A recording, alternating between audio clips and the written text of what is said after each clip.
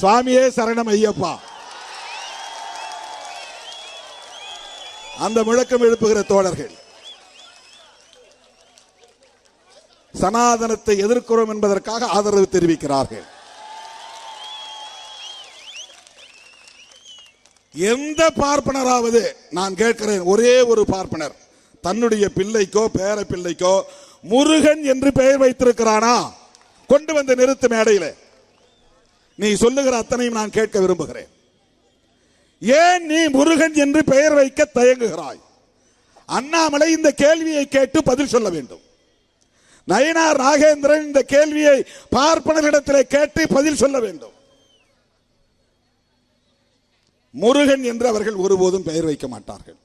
முருகன் மலை எப்படி ஸ்கந்தர் மலை என்று ஆக முடியும்? அவன் முருகட ஸ்கந்தர்ங்கிறான். கந்தன் கூட கிடையாது. கந்தன்னா கூட தமிழ் ஆயிரும்.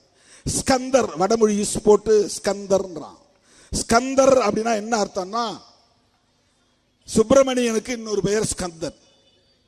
சுப்பிரமணியன் யார்? அது வடமொழி பெயர். சுப்பிரமணியம் அப்படின்னு பேர் இருக்கு.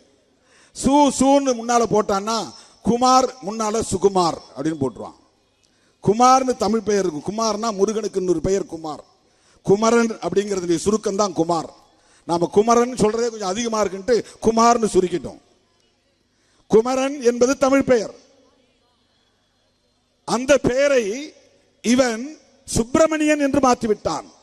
சுப்பிரமணியம், பிரம்மண்யம் என்றால் பிராமணர்களுக்கு தொண்டு செய்யக்கூடியவன், பிராமணர்களை பாதுகாக்கக்கூடியவன், பிராமணர்களுக்கு உரிய கடவுள். எப்படி தமிழ் கடவுள் உன்னை எப்படி சமஸ்கிருதம் பேசுறவனை எப்படி என்ன வகை உறவு? உனக்கு அவனுக்கு அவன் தமிழ் கடவுள், நீ சமஸ்கிருதத்தை தாய்மொழியாக கொண்டவன், உனக்கு அவனுக்கு என்ன உறவு? அந்த உறவை சொல். எப்படி முருகன் ஸ்கந்தனானான்? எப்படி முருகன் சுப்பிரமணியனானான்? ஏன் நீ முருகன் என்கிற பெயரை வைக்க கூச்சப்படுகிறாய், தயங்குகிறாய்? அதை ஏன் அவமதிப்பாக கருதுகிறாய்? இதுக்கு நயினார் நாகேந்திரனிடம் பதில் உண்டா? அண்ணாமலையிடம் பதில் உண்டா?